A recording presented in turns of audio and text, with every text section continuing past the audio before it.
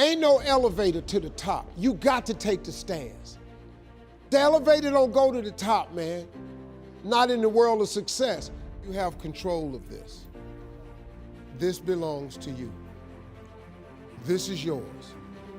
You're the captain, you're the master, you're the foreman, you're the general, you're the head.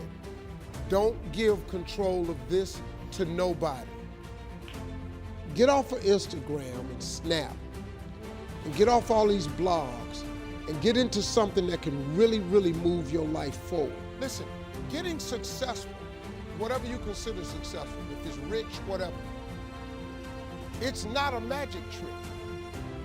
It's not God picks certain people he'll make rich and certain people he don't. He gives all of us as his children the power of choice. You have a say-so in that. You can decide to be rich, and with God's help, it's highly doable. But you first have to think it. The difference between successful people and non-successful people is here. I'm no better than none of y'all.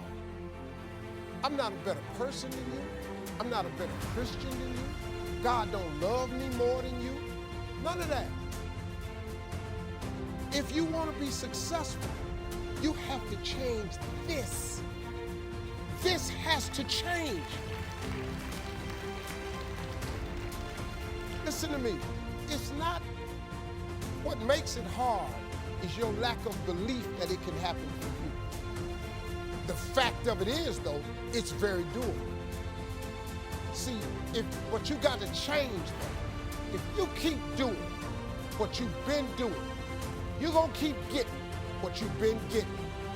So if you're at a place in your life and you ain't happy with it, you have to change some things. But you have to make a conscientious decision that you're going to change. And it's not dependent on anybody else. It don't matter what your mama think. It don't matter what your coworkers think. It don't matter what your siblings think. It don't matter what your children think. It don't matter. They have nothing to do with it. This decision is yours and yours alone. Let me tell you something. You get to decide if I'm gonna be rich, poor, mediocre, plentiful, happy, sad. You have a decision to make.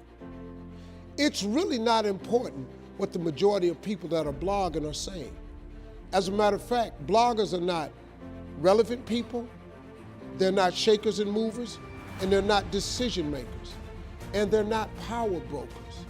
So when you spend so much time in the blog world, the Instagram world, the chat world, all of this, you're wasting valuable time. If I was young and I had what you have, and you're the brightest group of young people that have come along in a long time, man. Millennials are absolutely brilliant because you all have technology. I had no technology growing up, nothing. You couldn't download a book.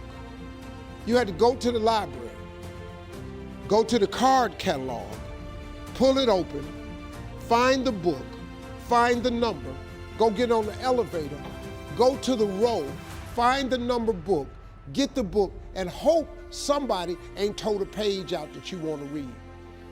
That's what it used to be. When my mom and them finally got the money together to help us educate ourselves, they bought an encyclopedia set, Britannica, Funkin' Wagner, and everything you wanted to know was in that encyclopedia, and that's all you could know. If you want to look up something about elephant, and they had 2 pages on elephants, that was what your knew about an elephant. Y'all got Google. You can Google anything. You all have stuff at your fingertips that can make you great. But if you could combine your technology with your parents and your grandparents' work ethic, your could be rich. You could be rich, man. But you cannot erase the work ethic part. There is no getting around. Ain't no elevator to the top. You got to take the stairs. The elevator don't go to the top, man. Not in the world of success. You got to take the stairs. Y'all got to start getting gritty, man. I hate it when I see young people wasting their time, wasting all this technology got, just bull. Just sitting around in this world that's been created for you, that everything is instant. I was arguing with my son the other day. We're having a debate. I thought, man, I'm finally sitting with one of my sons having a healthy debate. I told him that from Cleveland to Nashville was about 540 miles, something like that. He Googles it while we're talking. He said, no, Dad, you're wrong. It's 526 miles. You. I said 540. It's amazing, man, how you rely on technology and it's a help to you. But young people, you gotta get gritty, man. You gotta develop some dog in you. You gotta understand that success, you can't Google success. Go Google it. You can't Google it, man. I got something else for you. Because I've lived so long and I've been exposed to so many things. I've seen stuff hopefully you'll never see. And I've seen some things I hope one day you do see. But go Google exposure. It ain't gonna take you nowhere. I've been around the world, man, because I've traveled it. But I traveled it because I made myself uncomfortable. I have a life of convenience now. But in order to get the life of convenience, you gotta have a very uncomfortable life. You got to get comfortable being uncomfortable. Stop trying to do everything the short way. Stop trying to figure out the easy way, because the ain't gonna happen. I got news for you, man. It's not happening, young people. You got to get messed up sometime. You got to get dirty. You got to get your feelings hurt. You got to get disappointed. You got to get told no. You're going to ask somebody for some money. He going to tell you no. But at least then, when I see somebody trying and I tell them no, I try to at least give them something else. See, I'm not going to hand you a fish sandwich. I'll teach you how to fish. But I'm not giving you a fish sandwich. You can forget that. Once you get this, y'all, you can change everything. Do you understand? Negativity, let me just give you this and I'm gonna walk away. Negativity, you can protect yourself from negativity. And that's what stops most people, negative thoughts. You can coat your mind from negativity. It's a real simple exercise to do. I do it every morning before I walk out the door. So I walk out as a positive person. You know, I get tired sometimes. That's different from being negative, because I get mentally drained from my job at times. But to coat your mind from negativity, the way you can put a coating around your mind is with one simple thing: gratitude. Gratitude erases negativity. I'm gonna show you how this works.